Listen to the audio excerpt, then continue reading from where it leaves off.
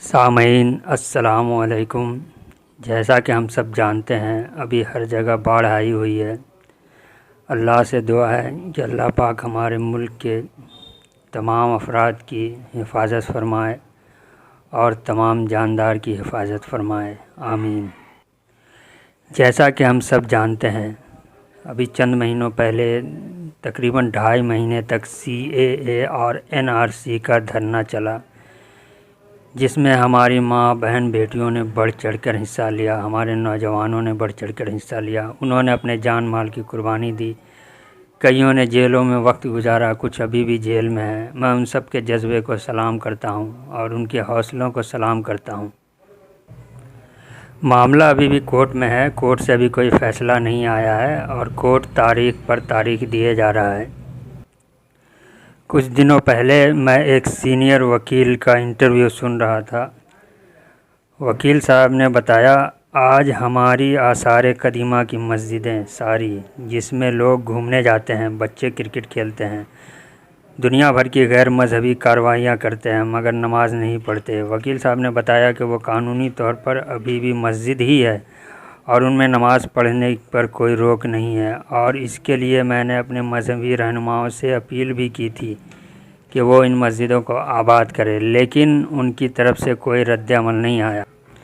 کہیں ایسا تو نہیں ہے کہ ہمارے مسلم لیڈر، ہمارے مسلم رہنما قوم کو مظلوم دکھانا چاہتے ہیں، بار بار ان کو یہ احساس دلانا چاہتے ہیں، دیکھو جی ہمارے ملک میں بڑا ظلم ہو رہا ہے، مسلمانوں کے ساتھ اور قانون ہمارے خلاف ہے، سرکار ہمارے خلاف ہے، ہم مظلوم ہیں، ہم تو بڑے پٹ رہے ہیں، ہم تو مر رہے ہیں۔ اچھا، مرنے سے بچیں گے کیسے اس کے بارے میں کچھ نہیں کہتے، پٹنے سے بچیں گے کیسے اس کے بارے میں بھی کچھ نہیں کہتے۔ اگر وہ علاج بتا دیں گے تو ان کی دکانیں ہی بند ہو جائے گی، پھر ان کے پاس مظلوم بن کر جائے گا کون؟ لاک ڈاؤن کے زمانے میں ہم نے دیکھا ہمارے بڑے مذہبی رہنما ایک حوالدار کے ڈر سے مسجد چھوڑ کر نکل گئے۔ جب کسی قوم کا رہبر ہی میدان چھوڑ دے گا تو سوچئے اس قوم کا کیا حال ہوگا۔ یہ تو ہو گئی وکیل صاحب کی بات۔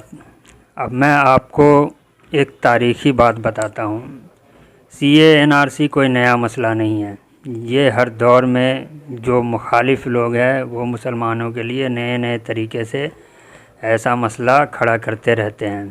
مجھے آج بھی یاد ہے سال 1995 سے 98 کے بیچ میں بنگال کے اندر ایک مسئلہ انہی لوگوں نے کھڑا کر دیا تھا جب میں وہاں پڑھائی کر رہا تھا۔ ان لوگوں نے باضابطہ کورٹ میں پٹیشن دائر کر دی کہ جو بھی بنگلہ بولنے والے بنگالی مسلمان ہیں وہ اصل میں بنگلہ دیشی ہیں، ان سب کو بنگلہ دیش بھگایا جائے۔ اس زمانے میں بھی ایسا ہی ہوا تھا، ہمارے بڑے بڑے مذہبی لیڈر، بڑے بڑے رہنما، بڑے بڑے دانشور وہ انہی کاموں میں لگے ہوئے تھے۔ دیکھو جی ہمارے اوپر ظلم ہو رہا ہے، سرکار ہم پہ ظلم کر رہی ہے، عدالت ہمارا ساتھ نہیں دے رہی ہے، لیکن کوئی یہ نہیں کہہ رہا تھا کہ اس مسئلے کا حل کیا ہے، اس سے بچا کیسے جائے گا۔ اس دور میں ایک مرد مجاہد جسٹس خواجہ محمد یوسف صاحب سامنے آئے، انہوں نے کورٹ میں ایک پٹیشن دائر کی، انہوں نے کورٹ سے بھی گزارش کی اور وہاں کی سرکار سے بھی گزارش کی کہ بنگال کے اندر جو بھی مسلمانوں کی وقف پراپرٹی ہے وہ مسلمانوں کے حوالے کر دی جائے، مسلمان بنگال چھوڑ کر چلے جائیں گے۔ انہوں نے جب کورٹ میں پٹیشن دائر کی، کورٹ نے ظاہر سی بات ہے کورٹ نے تاریخ دے دی، لیکن وہ وہیں نہیں رکے، وہ تاریخ کے انتظار میں نہیں رہے، انہوں نے ایک کیمپین چلایا۔ وہ لگاتار 1 مہینہ تک اخبار میں، انگریزی اخبار، ہندی اخبار، اردو اخبار میں آرٹیکل لکھتے رہے کہ بنگال کے اندر مسلمانوں کی وقف جائیداد کتنی ہے، کہاں کہاں پر ہے، کس کس نے وقف کی ہے۔ سرکار کے لیے ممکن ہی نہیں تھا کہ مسلمانوں کی وقف جائیداد ان کے حوالے کر دے، کیونکہ زیادہ تر وقف پراپرٹی پہ خود سرکار کا قبضہ ہے۔ اس کی ادنا سی جھلک میں آپ کو دکھاتا ہوں، جو لوگ کلکتہ گئے ہیں وہ جانتے ہوں گے، ٹالی گنج میں ایک ٹیپو سلطان کی مسجد ہے، ٹھیک اس کے برابر میں دھرمتلہ چورنگی میں ایک ٹیپو سلطان کی مسجد ہے۔ ان دونوں مسجدوں کے بیچ کی جو جائیداد ہے وہ مسلمانوں کی وقف پراپرٹی ہے۔ سرکار کو اگر صرف وہ حصہ مسلمانوں کے حوالے کرنے کی نوبت آئے تو وہ اس کو نہیں دے سکتی۔ لہٰذا جو لوگ یہ مطالبہ کر رہے تھے کہ ان لوگوں کو بنگلہ دیش بھیجا جائے، انہوں نے بھی اپنی کمپلین واپس لے لی اور سرکار بھی سرنڈر ہو گئی، لیکن وہ یہاں بھی نہیں رکے۔ وہ لگاتار 1 مہینہ تک پھر آرٹیکل لکھتے رہے کہ ہندوستان کی آزادی میں مسلمانوں کا حصہ کیا ہے۔ جو بڑے بڑے نام نظر آتے ہیں ان کے پیچھے کن کن مسلم لوگوں نے ان کی مدد کی، وہ کس طرح سے ان کے پیچھے رہے۔ اس کے بعد انہوں نے کوہ نور ہیرا پہ 7 دن لگاتار ایک ڈاکومنٹری لکھی تھی۔ فائدہ کیا ہوا؟ جو مسلمان یہ سمجھتے تھے کہ ہمارا کچھ نہیں ہے، انہوں نے دیکھا کہ بنگال میں ان کے پاس کیا کچھ ہے۔ جو احساس کمتری کے شکار تھے کہ ہمارے لیے یہاں کوئی گنجائش نہیں ہے، حکومت ہماری بات نہیں سنتی، عدالت ہماری بات نہیں سنتی، ان کو اپنی طاقت کا احساس ہوا۔ حال ہی میں شاہین باغ کے نام سے جو دھرنا ہوا، یہ ایک بہت بڑا موومنٹ تھا، لیکن اس موومنٹ نے سرکار کے سامنے کوئی بڑا چیلنج کھڑا نہیں کیا۔ ٹھیک ہے، اپنی بات پوری دنیا تک پہنچا دی، لیکن آپ سوچئے برما میں جو کچھ ہوا اس پر بھی ہیومن رائٹ والوں نے رپورٹ دی کہ یہ غلط ہو رہا ہے، مگر کیا ہوا؟ اوئیگر مسلم کے بارے میں بھی رپورٹ پیش کی گئی کہ ان کے ساتھ غلط ہو رہا ہے، مگر کیا ہوا؟ سیریا کے مسلمانوں کے بارے میں بھی رپورٹ پیش کی گئی، ان پر ظلم ہو رہا ہے، مگر کیا ہوا؟ ہمیں ایک بات یاد رکھنی چاہیے، دنیا میں جتنی بھی بڑے بڑے انقلاب ہوئے ہیں ان سب میں اخبار کا بہت بڑا رول رہا ہے، میگزین کا بہت بڑا رول رہا ہے۔ آپ کو یاد ہوگا مولانا ابوالکلام آزاد نے آزادی کے لیے جو تحریک چلائی تھی، اس کی شروعات الہلال اخبار سے ہی ہوئی تھی۔ البلاغ رسالہ بھی نکالا تھا جس کے لیے انہیں جیل میں جانا پڑا۔ CAA-NRC کا دھرنا کئی مہینے چلا، مگر میں نے کسی اخبار میں ایسا کوئی دمدار آرٹیکل نہیں دیکھا جو حکومت کو یا حکومت کے نمائندوں کو سوچنے کے لیے مجبور کر دے۔ ایسا لگ رہا تھا کہ سرکار خود چاہ رہی ہے کہ یہ لوگ دھرنا دیں، اور لوگ دھرنا دے رہے تھے۔ سب سے آخر میں لکھنؤ کے گھنٹہ گھر کی ویڈیو میں نے دیکھی تھی۔ مسلمان عورتوں کو جانوروں کی طرح پیٹ پیٹ کر سڑکوں پر لٹا دیا گیا تھا، جن کو وہاں کھڑے کچھ خواجہ سرا لوگوں نے 3 ویلر میں ڈال کر ہسپتال پہنچایا۔ سرکار کہتی ہے ہم مسلمانوں کو ناگرکتا نہیں دیں گے، باپ کا دادا کا ثبوت دکھاؤ۔ کسی کو پاکستان بھیجتے ہیں، کسی کو بنگلہ دیش بھیجتے ہیں۔ حقیقت میں وہ آپ کو اس احساس کمتری میں ڈالنا چاہتے ہیں کہ یہاں آپ کا کچھ نہیں ہے، اور حقیقت بھی یہی ہے۔ ہمارے زیادہ تر نوجوان بزرگ اور اچھے خاصے پڑھے لکھے لوگوں کو میں نے یہ کہتے سنا ہے، اب ہمارا یہاں کیا ہے؟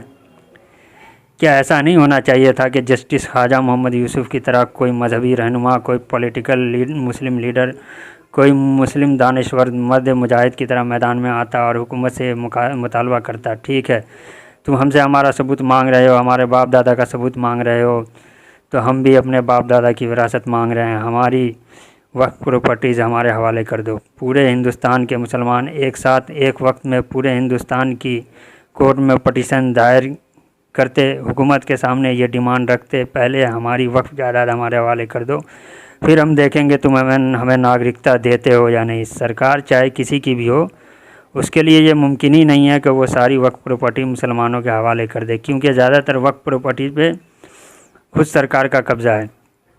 مجھے لگتا ہے شاید ہمارے دانشور خود ایسا نہیں چاہتے، کیونکہ اگر ایسا ہوا تو ان کے خود بہت سے راز کھل جائیں گے۔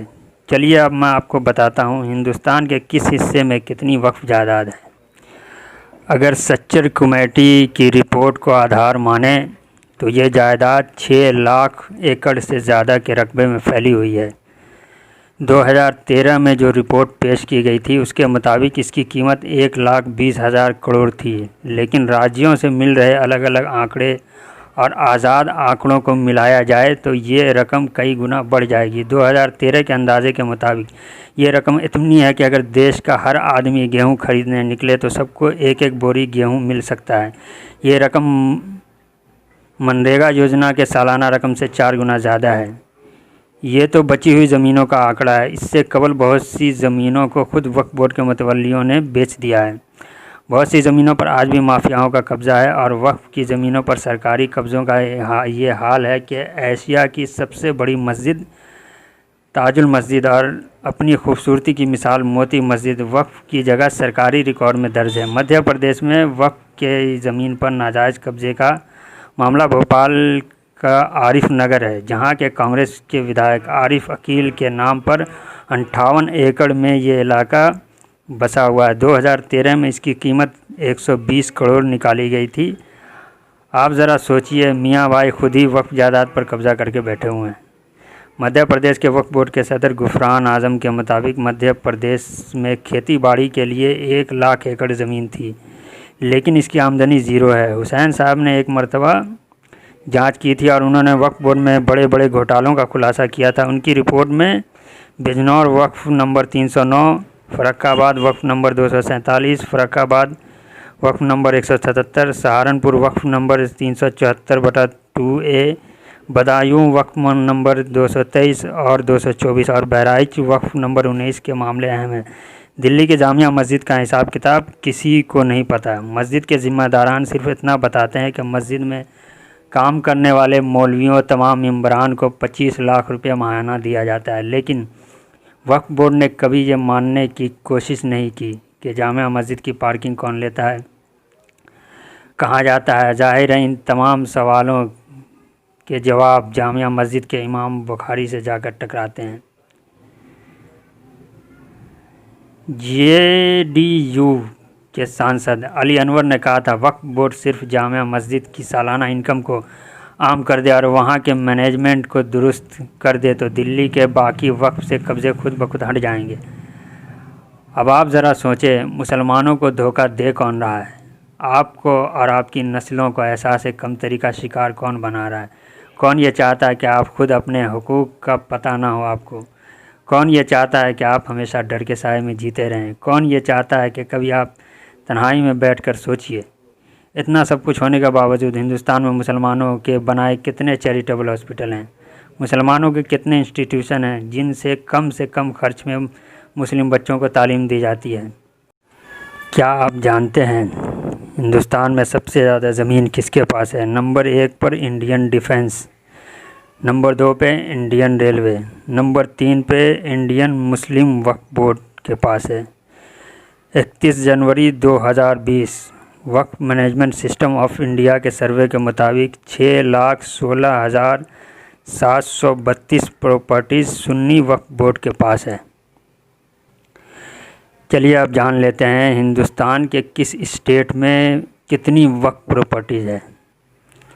अंडमान निकोबार 146, आंध्र प्रदेश 6,369, आसाम 1,609, बिहार 7,324, चंडीगढ़ 34, छत्तीसगढ़ 2,006, दादरा नागर हवेली 26, दिल्ली 1,037, गुजरात 21,600, हरियाणा 22,702, हिमाचल प्रदेश 2,563, जम्मू एंड कश्मीर 1,753, झारखंड 281, कर्नाटका 54,194, केरला 42,348, लक्षद्वीप 896, मध्य प्रदेश 24,541, महाराष्ट्र 20,766, मणिपुर 897, मेघालय 58, उड़ीसा 7,442, पांडिचेरी 675, पंजाब 36,891, राजस्थान 23,705, तमिलनाडु 53,486, तेलंगाना 28,107, त्रिपुरा 2,643, उत्तर प्रदेश 1,66,855। ये वही स्टेट है जिसमें सबसे ज़्यादा मुसलमानों पर जुल्म होता है। लेकिन आपने कभी देखा है कि यूपी से कभी कोई आवाज़ उठी हो कि हमारी वक्फ प्रॉपर्टी हमारे हवाले करो? उत्तराखंड 5,298, वेस्ट बंगाल 80,480, ये टोटल 6,16,732। मैं उम्मीद करता हूँ कि आप लोग इस पर ज़रूर गौर करेंगे। शुक्रिया, खुदा हाफ़िज़।